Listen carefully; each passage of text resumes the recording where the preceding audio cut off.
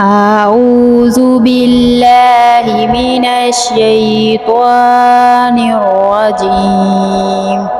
سورة الناس مكية. بسم الله الرحمن الرحيم. قل أعوذ برب الناس ملك الناس إله الناس من شر الوسواس الخناس الذي يوسوس في صدور الناس من الجنة والناس.